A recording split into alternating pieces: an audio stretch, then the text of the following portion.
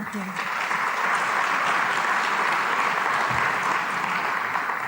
Thank you, Chris. Appreciate this opportunity. I want to thank Chris and the Visit Tri-Cities Board, not only for the opportunity to introduce the speaker this afternoon, but for the support of the board when it came time to consider options and the potential redevelopment of Vista Field. I do have the distinct pleasure to introduce Andreas Duany. He's the founding member of Duany, Plater-Zyberk, DPZ, an internationally renowned planning firm out of Miami, Florida. They also have an office in Portland, Oregon. And I'd written a few notes and then practiced them, and just a few minutes ago, Andreas said, keep it brief, Tim, so I guess I'm not going to get to use my notes. One of the things that I want you to learn about Andreas is he's unique. He's a visionary. There's a whole bunch of things you can say about the guy, and I hope in this short presentation you're going to get to learn a little bit about him. He's a lot like us. Tri-Citians are tough, we're creative, we're visionaries, we get along with our neighbors. Andreas brings a lot of those same perspectives here. He's worked all around the world. They have projects going on in Brazil, Spain, Russia, Saudi Arabia, and now Tri-Cities. It's just an amazing opportunity we have to have this level of talent here. One of the things that I think you'll pick up from his presentation tonight is it's not just about Vista Field. The things that he's going to tell us, I believe, are going to have as much applicability to West Richland and to Franklin County as it will to Kennewick and Vista Field. This guy has got such a long track record that I just can't go into it, but they've been called upon to do some pretty interesting things. The city of Miami needed a complete overhaul of their zoning code, called Andreas and DPZ.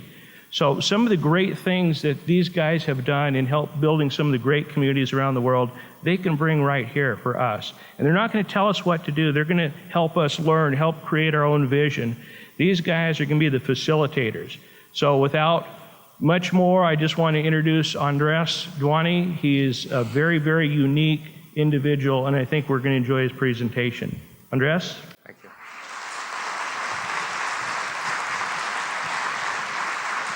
Thank you. Is this on?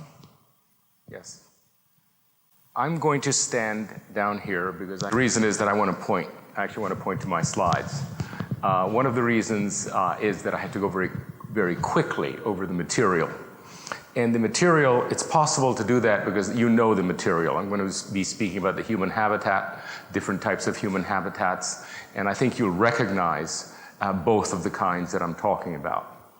But before, I think I must disclose that I don't know your city, your Tri-Cities, as well as anybody in this room. I know it much less well, so you must forgive me. It's not about my recognizing what you are, but you recognizing yourself in what I'm showing. Okay, it goes this way, like, oh, that's what I'm like, or that's what my city is like. I have noticed one thing.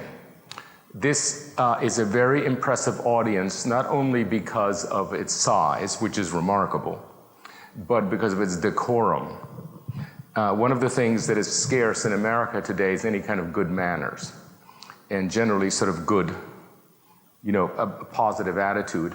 And from the time I landed last night at 2 o'clock in the morning, or my 2 o'clock, people have been charming, everybody that I've met. Just very, very nice bunch of people. But even that isn't remarkable. What is the age group, the range of ages in this that I see today. That is becoming very rare in America. There's an awful lot of younger and young people in this room. And in other places, they don't mix. You seldom see this kind of range. And that's definitely a sign of health, in which the young people aren't sort of ducking and not appearing in organizations like this. So I do think that the human element is in extraordinarily good shape here, at least by American standards. Nature is obviously in extraordinarily good shape. It's beautiful. Most of it has been preserved. You can see it in the slides that were shown today. Your tourism is going to be very much based in open space. That's what you show. It's the wineries, it's the preservations, it's the rivers and all that. But between the humans and nature, something mediates, and that's the built world. The built world, the houses, the streets, the cities that you have. And those are not so hot. That is your greatest weakness. I would very much doubt that you can actually put a poster of any one of your main streets and get anybody to take you up on a visit, on a tourist visit. And that's a very good test, and that's not such an odd thing. You know, many, many cities in this world do not have to show their golf courses or their nature or their really nice people. They can actually show the city. And you say, I want to be there. I want to go to this village. I want to go to this town. I want to go to this plaza, etc. And I think you're singularly deficient in that.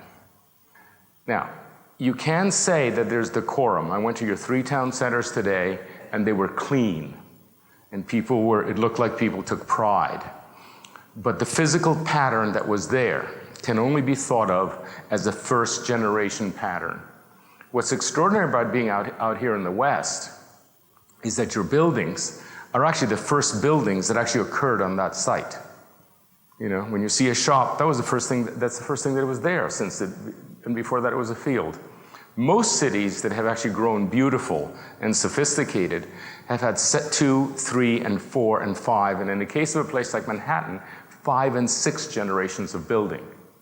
And actually, you might even say that their first generation wasn't even as good as your generation. Their first generation was a shanty town, you know, as things were in the 16th and 17th century. So you're kind of far ahead. And the issue now is the long-range issue. As this place molts, as it becomes more itself, as it matures, what do you choose to become? Do you just spread out and become sprawl and kind of abandon your town centers and invest in the kinds of suburban types like shopping centers and shopping malls that have very short life? Best not fall in love with them. You know, they close after 15 years. You know, don't fall in love with any chain restaurant. They're not going to be around that long. It's that kind of thing. Like, can that stuff that is being built here actually be loved? Does it actually mature, or does it remain kind of immature at all times? Now, the proposal that I'm going to make today is that Vista Field, for various reasons that I don't have a chance to speak about, is an opportunity to make a model urbanism of the most advanced 21st century kind, both socially, extremely attractive to young people, extremely attractive to older retired people, ecological in every way possible, and also financially, which is something that is not actually accounted for very well. You seem to be doing okay financially. Most American cities are not. There's a lot of hidden problems underneath. And you may be dodging that bullet. But the thing to remember about Vista Field, and what I'm going to show today, is that while it is not in any one of your 3 downtowns, it is the pilot project for your 3 downtowns. Okay? It is what actually ideas are going to be incubated and demonstrated to work and shown to be well liked so that they can actually influence the 3 downtowns. They can decant. The one thing that I'd like to actually get through today is that if you consider Vista Field, that happens to be in one of your 3 cities, if you consider it to be a competitor to either your mall in some ways or your 3 downtowns, if you consider it to be a competitor as opposed to the lab, the test bed, you will ruin it.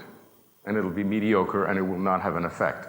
It's this singular, it's for lots of reasons that you will be hearing about next week when the charrette will take place. It's a very blessed place to actually transform what you have already built as an example. Very, very attractive and very well fitted to the 21st century.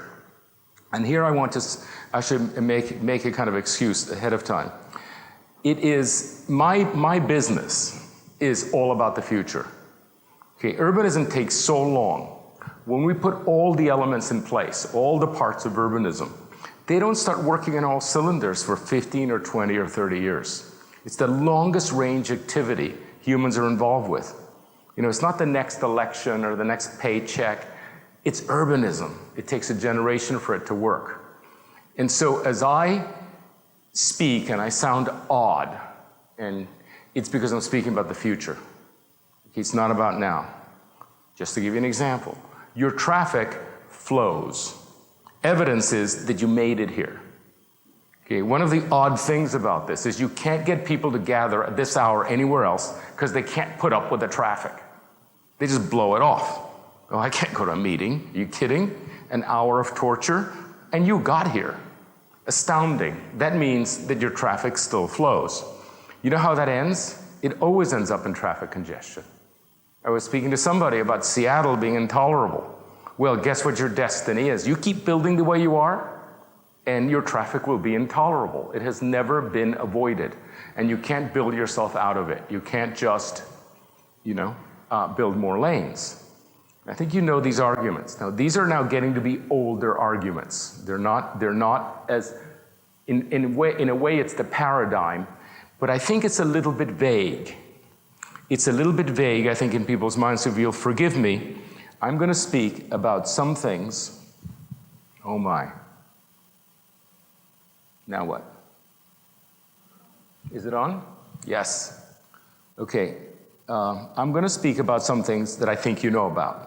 Now, okay, lights down. This is a rehearsal. Is it possible? Excellent. That's enough, okay? Look at this. Nature, I was referring to it, and the built environment. Nature has a lot of people concerned and preserving it. Yes, it's always on the defensive. Yes, it's always on the assault. But there are hundreds, if not thousands, of organizations that are protecting nature. See this, the human habitat? It is very, very rare in America to see anything that works that well. And I could detail what's going on there. Streets that people are feeling comfortable in, younger folk, older folk, beautiful civic buildings. Not starved for funds, civic buildings.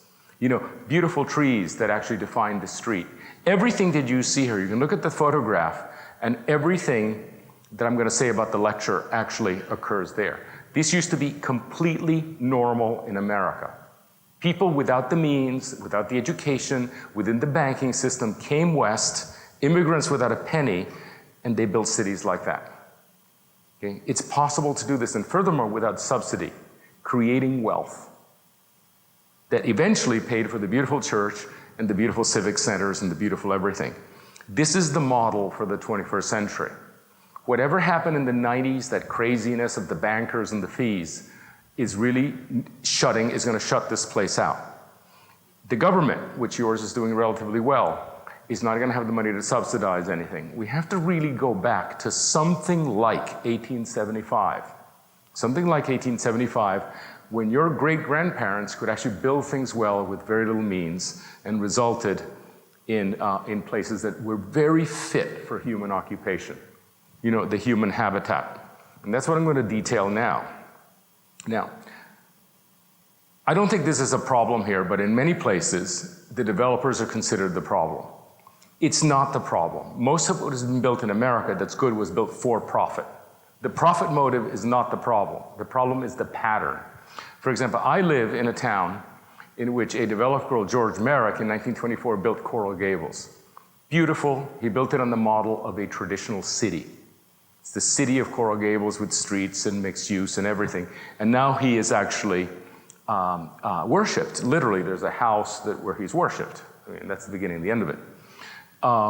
Charlotte is a place that actually has taken on the new model of suburbia, and well before its maturity, it's already closing down for development, and the NIMBYs emerge. No more density, no more this, no more highways, no more mixed use, I'm afraid of stores, etc. This is a phenomena of the wrong pattern, okay? By the way, I should have said this, but the ability to get things done with very little money, there's nothing like the epic of the Mormons in the West. Between about 1855 and 1905, the Mormons built 537 towns and cities, and not one of them failed. And by all accounts, and I've read accounts up to 1940, they were beautiful, beautifully treed and so forth. Now they've let them go. They're now all supplied with suburban sprawl. But that was the kind of model that we admire, that we take and admire. Now, what is suburban sprawl about?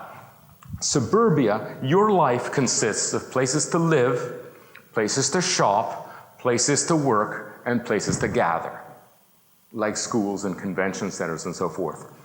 The capitalist system, which is market-oriented, delivers them all.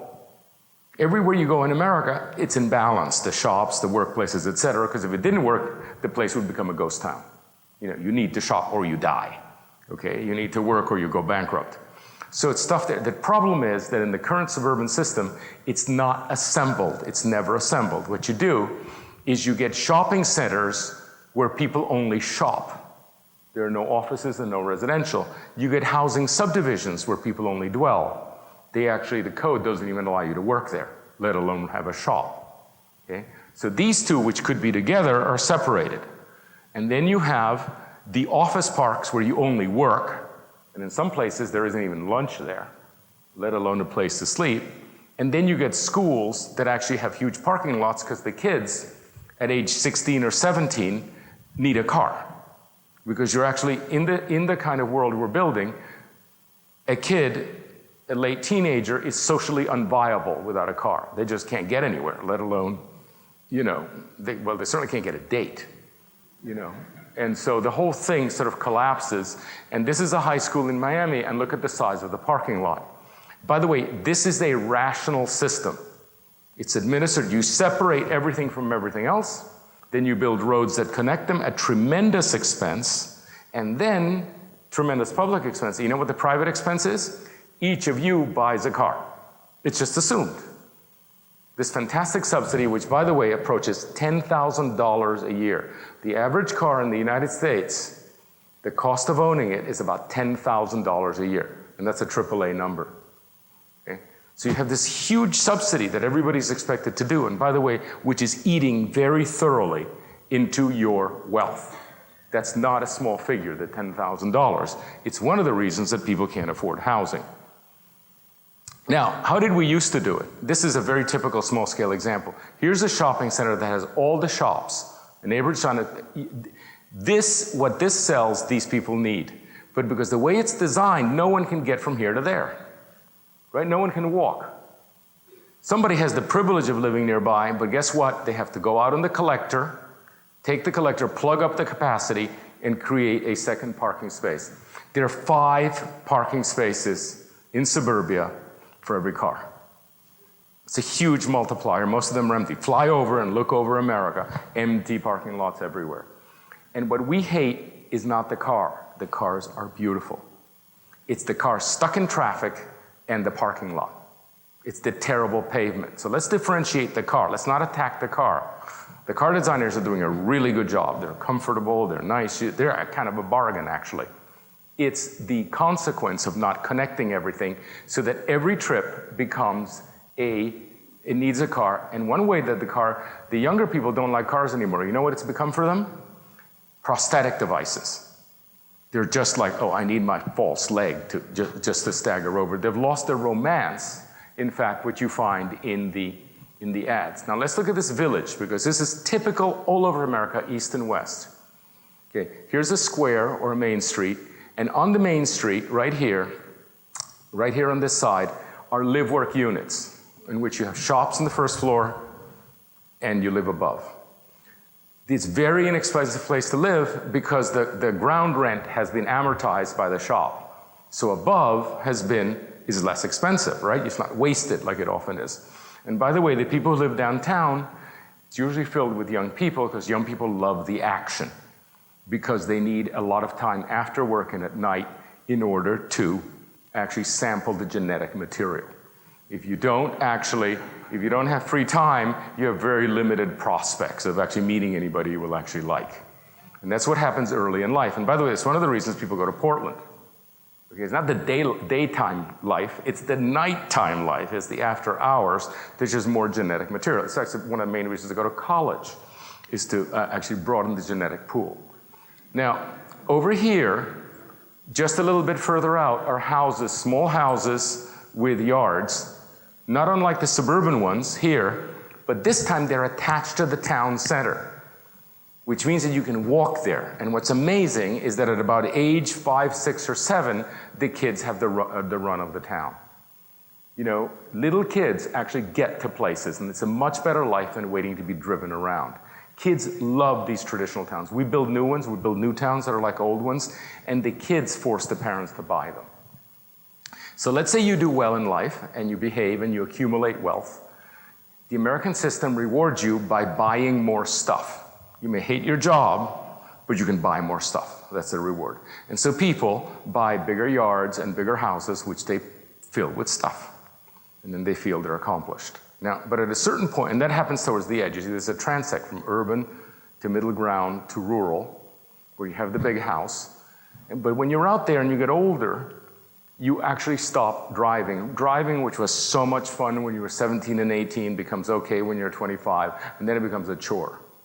And you try to not do it, you don't go out at night, you don't go out when it snows, then you only make right turns, and the whole thing's a disaster. And then what we do in America, because you can't get your daily needs, we invent the retirement community, which did not exist. Not one of them existed prior to 1940.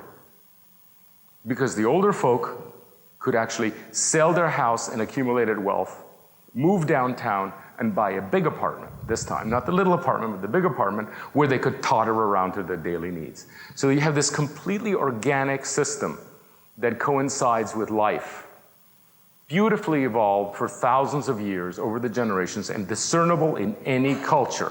You go to any culture, whether it's China, or you can go to any ancient time, whether it's Pompeii, and see it still working.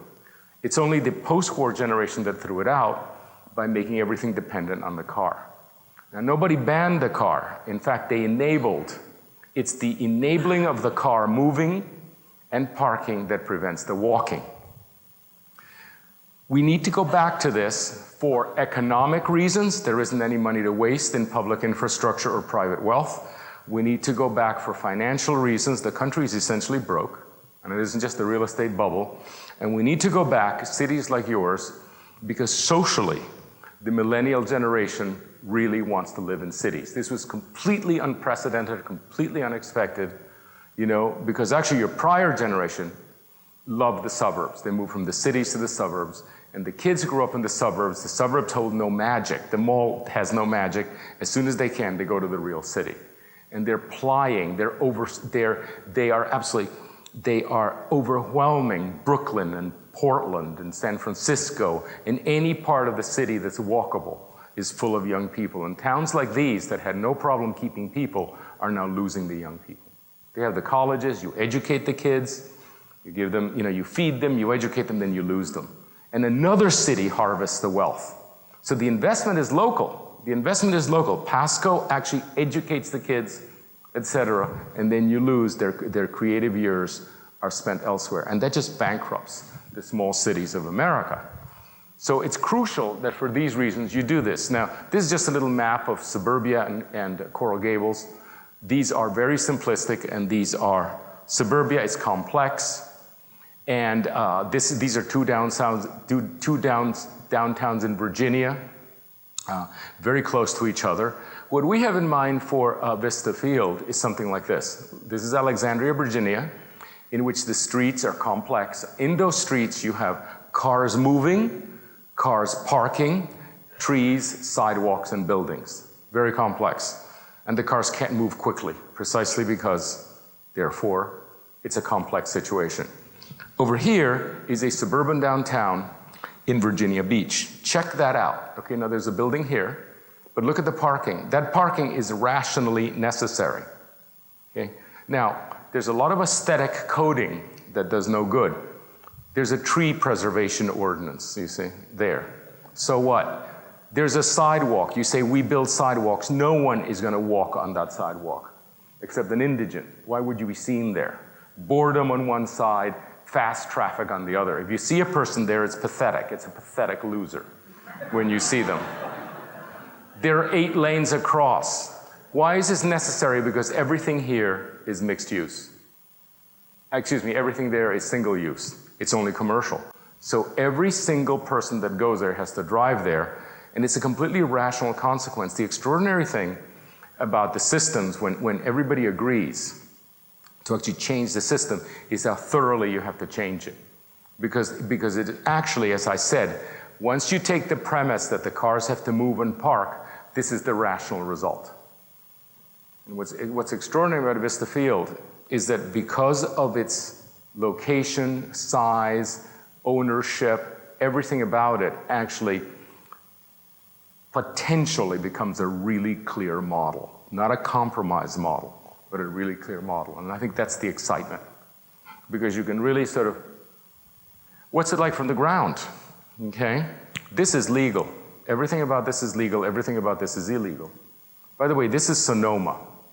Okay, Sonoma is a place you know very well that people go to be in the town. Not just for the vineyards, but for the town. The town is terrific. There are towns in California that actually are tourist attractions. These are what are called sociofugal spaces, spaces that you flee. You get out of the car, go inside, do it. You don't hang around. You don't hang around, even though everything about this, the asphalt, the parking size, the lighting, the drainage is by code. And everything here is actually currently has become illegal. Doesn't meet fire code. This is a collector street. How can anybody back out on a collector street? Now, is this expensive? No. Okay, in Sonoma, the sidewalks are asphalt, and you see that trash can? It's not a decorated trash can, it's an oil drum. The extraordinary thing about traditional urbanism, which is what we're talking about on the right, is that it is not expensive. It is less expensive. It's a bunch of consultants who come in and start putting flowers and banners and brick sidewalk and then make it expensive. But it isn't expensive. It's other things that make it work. And so I want to administer that vaccination. It is less expensive to build traditional urbanism. It's not more expensive. And if it turns out to be more expensive, it's because something is undermining it. There's something off in the system. You're applying the wrong standards. Now, is architecture important? Does it matter? Isn't it just a matter of choice? Actually, architecture is a matter of choice, but architectural harmony is not a matter of choice. Harmony is important in order to achieve mixed use. Like, for example, okay, this is a corner store. It's beloved. It's a beloved institution. You see the neighbors next to it have it. They would be really mortified if it closed. It's a social center. It's useful. This 7-Eleven is also useful. In fact, it sells the same stuff. Okay, it's the stuff between the supermarket runs. You know, the same cat food and 3 kinds of cereal. But this one is a beloved neighbor. This one lowers real estate value, pardon the analogy, as if it were an atomic power plant. Okay, I want to get away from it. I need a buffer. Oh my God, I don't want a corner store. And people say, I don't want a corner store, I don't want a mixed use. This is what they're imagining. Okay, this is beloved, that isn't. And by the way, it's the same color. I'm not even saying they're both ugly colors, orange and yellow. So, and this is why it's important to control the harmony. And one of the things that we do when we do Vista Field, which is going to be many years in the doing and will actually outlive us all before it's finished, we need to embed institutionalized protocols that assure that it is harmonious and is built as designed over time. Because the minute somebody does something that's incompatible, it's over for mixed use. The minute somebody builds an apartment building, which is an egg crate of balconies, it's over for apartment buildings. They'll all want houses. But if you make that apartment building look like share the same architectural syntax as a house, no problem. And this is something you can see everywhere. Architecture is very powerful as camouflage. Now, about affordable housing. In the suburbs, people create pods. And each pod has a very narrow range of income. This pod, for example, I'm talking about now 12 years ago, this pod sells houses about $400,000, and this about $250,000, and this is about $100,000 quadruplex apartments. These people who live in the same geography don't actually meet each other, right? Because actually the car allows you to not meet each other. So what happens is you fear people. Oh, they're poor, and there's absolutely no distance. A $200,000 house might as well be an inner city slum as far as the fear that it engenders. And by the way, developers manipulate this. Developers manipulate snobism to the maximum with gates and things like that say, if you're in here, not only are you safe, but you're better than these guys. And so there's a heart. Now, what happens in a place like Georgetown? Okay, a place like Georgetown has apartments on a street that face other apartments. So this is a pretty affordable street. and then townhouses that face other townhouses, and then mansions that face other mansions. Okay, which is to say, yes, people are snobs, right? This is a more elegant street, this is a least elegant street. But they share the same, instead of being separated by buffers and arterials, they share the same block. And then when you step out and you come over here and you meet somebody on the sidewalk that lives over there, guess who it is? It's a school teacher. It's actually your son. Whoa, I was afraid of people living in apartments. Well, that's actually your kid. But you don't know that if you never meet them on the sidewalk. And that's why cities have an extraordinary social integration, quite willing, like people really appreciate it. I love the diversity, I love the diversity. And there's this fear in the suburbs of diversity. They think it's going to lower real estate, and it actually comes from ignorance. And by the way, in this city here, not in a city your size, but if your city were bigger, there would be an archipelago of shops at different price points and clubs at different price points and maybe even movie houses at different price points. So people in here, they live in the same world, but they never meet. They don't even go to the same shops or restaurants. And that gives rise to fear. That's the alien that actually destroys urbanism. We've built lots of places that prove otherwise, that prove that it need not be that, like Kentlands, but this is a typical confused pod. By the way, and don't get me started on how confusing it is to be in suburbia. If GPS hadn't been invented, the whole thing would be in meltdown, okay? Because you can't find an address when everything wiggles and shakes in the futile pursuit of a happy aesthetic accident. We have over and over actually demonstrated, this is one of our towns, our new towns, that if you hold the syntax of the architecture steady, you can have a $500,000 house, a $200,000 townhouse, and a live-work unit, a garage apartment that's a rental for $400, $500 a month, okay? This is considered, by the way, when we first built this, people would come and see, how did you do it? How did you do it? How did you mix the incomes? I said, first of all, by sharing the architecture, and second of all, by not talking about it all the time. People don't notice if you don't make it part of your sales effort. Another thing that you find, outbuildings are excellent. An outbuilding is a bedroom that has migrated from the house and thereby entered the rental market. There are tens of millions of unused bedrooms in America that can't be rented because it violates the privacy of the house. And by the way, when the kids go home, they don't even like being back in the house. They would love to have a separate outbuilding. And it's good to put granny, who can then actually, these are called granny flats. Granny, you move the granny out of the house and move the family in. From America, right from the beginning, these existed. The zoning banned them. Modern suburban zoning bans this kind of thing they want to control. The other thing about affordable housing is you can build it anywhere you like, so long as it's in small quantity, highly interspersed, no more than 1 in 10, and, because these are 12-foot townhouses that look perfectly nice, 1 in 10, and sharing the same syntax. They can't look different. Do not experiment architecturally on the poor. It makes everybody very nervous. The poor need to be experiment only, if you're architects here, experiment on the rich, they can move out. The poor are cursed when you experiment with them. In terms of workplace, that was all about housing.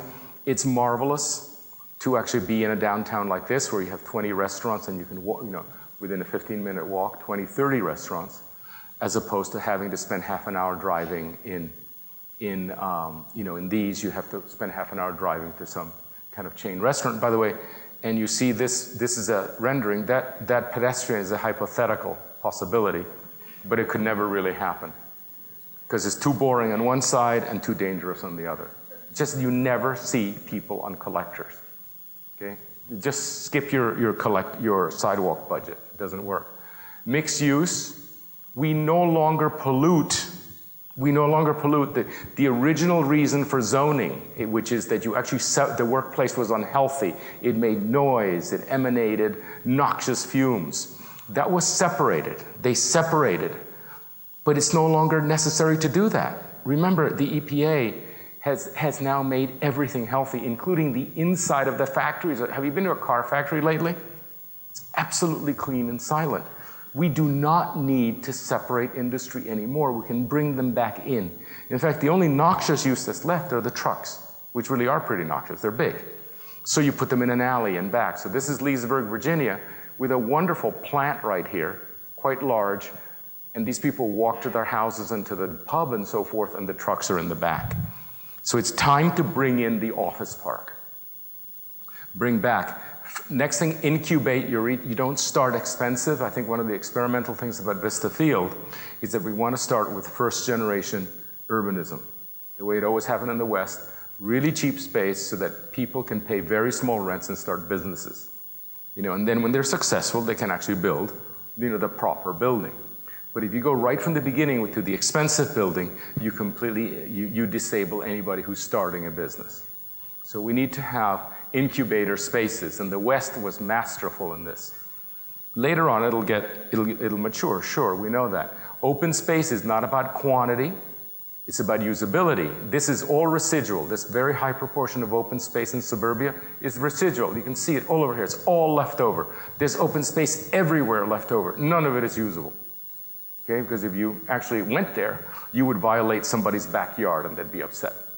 Open space needs to be in the front, which is more hermetic, and it needs to be in the form of squares, and we know how to design squares, and they're very popular when you design a square. And among other things, they're better when they're small. This is a science now. In order for walkability, you need a meaningful destination. This is almost enough. We're so starved for meaningful destinations. People actually are grateful when that it isn't just recreational walking, but the remarkable thing is the number of tourists that go to places that actually are just walkable. That's their principal attribute. I go to Nantucket, you say, what's so good about it? Well, I don't really have a boat, I don't really play golf. Why do you go there? It's walkable. Disney charges you almost $100 a day to walk around. It's this surrogate walkable. You're on the rides about 2% of the time. The rest of the time you're walking. Wow, what a wonderful experience. But it's all walkability. Each one of their parks is actually one more excuse to walk. You walk in the future, you walk in the past, you walk in Africa, you walk in the West, but it's walking. And people are very happy to pay $100 a day. We are starved for that. Many of the towns that have tourists without all your assets are actually because of walkability. Another thing about walkability is don't bore people. Okay? The snout house. What's wrong with the snout house? The garage in front? It's sublimely boring. It can be neat, it can be safe, but it's boring. If you put the garage in the back, then what the house shows is windows, doors, porches, stoops, human habitation, which is really interesting. Cars are boring to people. Parked cars are very boring to people. But anything that actually shows human activity is really interesting. That's why people love the old houses. Some of the new houses are really well built and everything, but they send the wrong message. Alleys are marvelous places. They can be neat, they can be messy. I love the messy ones. The messy ones can be like a country weave coming through. Just let them flood a little bit. The kids love mud. It's the guys, they can hang around there in their underwear. Like if you put them in the front, you have to shut the garage door. Just leave the alley. I'm a great advocate of actually letting the alleys be what used to be called male space, the den at the basement, with the texture 111 and bad couch. That's been eliminated. It's now become the family room, right? Which is kid space. It's no longer male space. And then the guys found the garage. And now the garages are neat with sheetrock and storage. And they have to finish their hobbies. Oh, why don't you you took it apart. Why don't you put it back together? It doesn't look good. Well, the guys don't want to put it back together. They want to talk about it. And you can do that in the back with the other guys. I love the way the kids play in the back in the mud. And simplicity has nothing to do. The best places like this one are simple. Complicated is counterproductive. And we can document why that is. I can just get on those two slides and say, why do people really like the places in which all the houses are lined up all in a row? And then out there, the builders are wiggling and shaking and up and down and spending a lot of money and changing the style 16 times. And you know what they get? Cookie cutter. They still get cookie cutter subdivision. But I try to have 5 styles. I have gables. Forget it. Okay, what people want is discipline, and they have discipline in single family houses. Look at this guy. Okay, that looks like an entire village, the McMansion. That's because the house is presented alone. So the whole interest has to be sustained by that house. That's why they have 1 million windows, 1 million gables, right? because it's never presented, in suburbia, the house is never presented as part of a row. It's presented individually in the brochures. If you present it in a row like this is one of our new towns, each of them can be simple because 7 of them are interesting. And by the way, if you want to know why the McMansion has exploded and it has a double height space, because there's no town square. Why does it have a media room? Because it's a misery to go to the movies. It's a horrible experience. Why does it have 3 places to dine, including a cafe with an awning? Because it's a misery to drive. And so, the master bedroom has a gym. Now, if you make a town that actually has a decent square and a decent gym, and a decent cinema, and a decent everything, the house can actually shrink by 1,000 and 1,500 square feet because you basically make public, you make common all that. The Texas McMansion, the North Dallas Special, is a result, and by the way, it's quite magnificent inside, don't get me wrong, is a result of the impoverishment of the public realm. So the private realm has to sustain it. And these are but in our towns, these little houses sell for much more than the big houses elsewhere or nearby. And privacy is important. The backyard is all too badly designed, particularly in the West. My God, there's no privacy in your backyards. Don't you have any sense of decency? You're frightening your neighbors all the time. And if you have a sense of decency, all you do is barbecue in the back. Okay? The backyard should be designed as we do, like this, intended to be completely private. And what we find is that this 32-foot lot sells for twice as much as a 70-foot lot. Because what people want is not more land, they want more privacy. And if you do this stupid American open backyard, the only way you can achieve privacy is by having a really big lot, putting your neighbor far apart. And that doesn't work properly. And then there are trees, okay? Trees can be ornamental and ecological, but before you do that, the trees have to define the space. You need to define the space. You need to heal the space, which is often too large.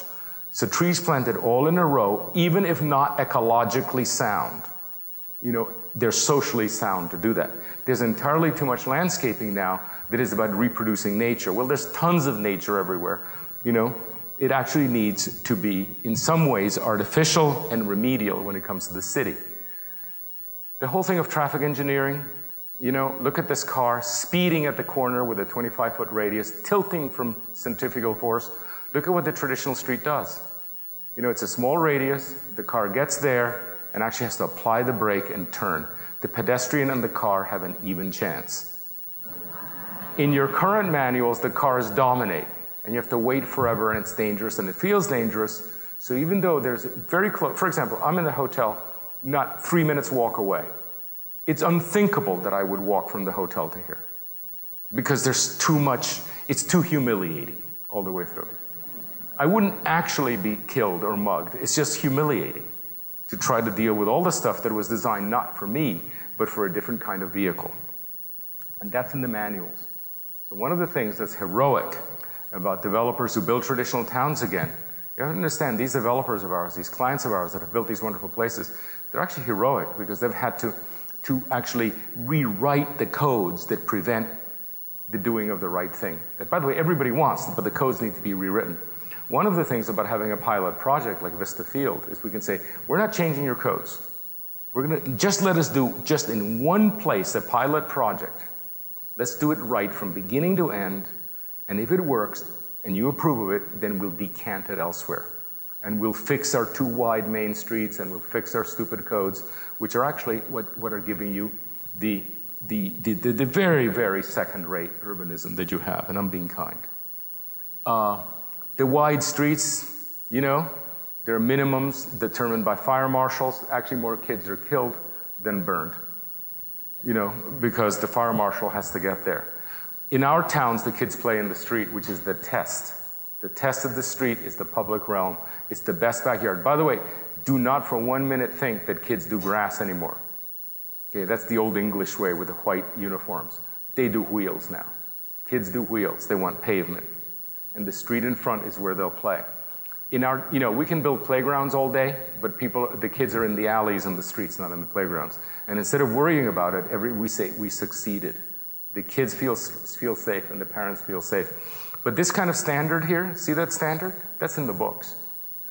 And it's going to be very difficult to sort of to wrench it out and fix it unless we first demonstrate locally in a project, in a pilot project like Vista Field, that it can be done, and in fact that it works.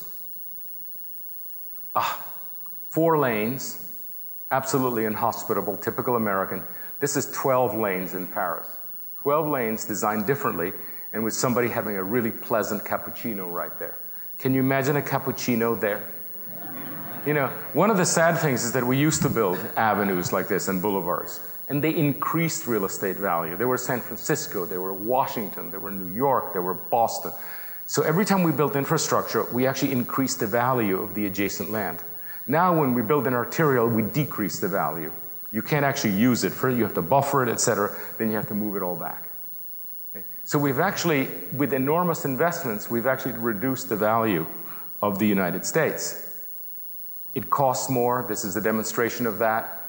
What happens when you are forced to spend on horizontal infrastructure, wide streets, and gold-plated pipes and all this stuff, which are unnecessary. The vertical infrastructure, which is what's used for humans. See, this horizontal infrastructure, vehicles and water, et cetera, and fluids. Vertical infrastructure is for humans. Schools, clubs, high schools. Have you noticed that in the old days, our roads were small, but our schools were magnificent, and our city halls were magnificent, and our courthouses were magnificent? Now we have the best streets in the world, the widest, the best highways. Have you looked lately at what a school looks like? It better be labeled because it looks like an insecticide factory, most of them, most of the schools. And we've never been wealthier, and we've never had less but look at our streets if you want to know where the money goes. So in Seaside, instead of building wide streets, this is what the gang mailbox looks like. So we just allocate. The developer doesn't pocket the money. What the developer does is they take it from the horizontal infrastructure, which is gold-plated, and put it in the vertical infrastructure that actually humans use and sell real estate better. Because nobody has ever bought a subdivision because the streets were extra wide. But they have bought it because the social center looks like that. Now, who suffers particularly from this? The old folk, I spoke about them. Anybody who can actually afford to live in a good downtown grabs it. In Florida, the older folk that have wealth are buying the traditional downtowns.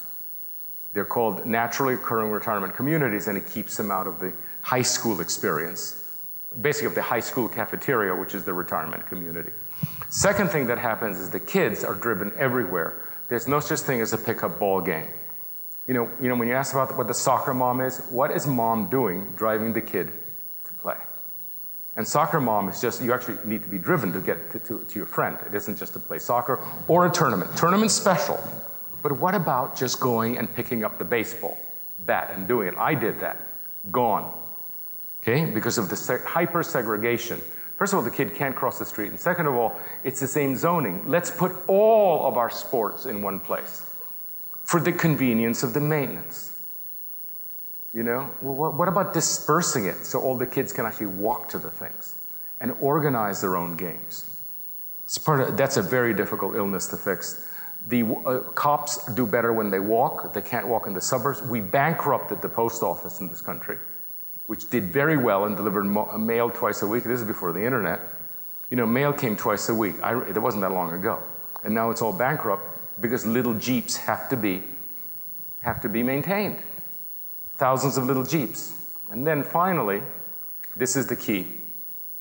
If you commute 1 hour a day each way, you spend 6 weeks a year in the car. Miserable.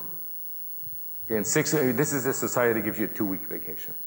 6 weeks a year in the car. All the free time is gone. It's the driving. And the second thing that happens is that the wealth. See those 5 cars? That's probably $40,000 to $50,000 cost a year, which is why the house is such a piece of junk. The ratio is always off. And by the way, any money that you don't spend in the car actually can be allocated tenfold because it's interest. If you don't have that, if you're not carrying that debt, the banker will qualify you. If you're not paying $10,000 a year debt, you can qualify for $100,000 more of housing. So it's not about cheapening the housing. It's about allowing people, if they wish, to have 1 car less. And finally, I take you back to this. And I know that the focus, particularly in the West, particularly in the Northwest, is nature, nature, nature. Just want to alert you. There are hundreds and hundreds of organizations taking care of nature. There's almost none taking care of the human habitat. And the problem is that the humans, when you house them wrong, go crazy. They act nuts. And they're continually leaving their habitat and trampling more and more of nature. What you see in places like Portland and Seattle and the cool cities is that people don't want to leave the cities. You know, you don't have to protect nature. Who wants to live out there anyway? The city living, urban living is wonderful. So the real issue is this kind of reversal. You don't have to protect nature if people love their cities, you know, because sprawl stops. And this infill project of ours would actually demonstrate that, I think, very clearly. I think if it goes well, it should be a very popular place. Okay, thanks. Thank you.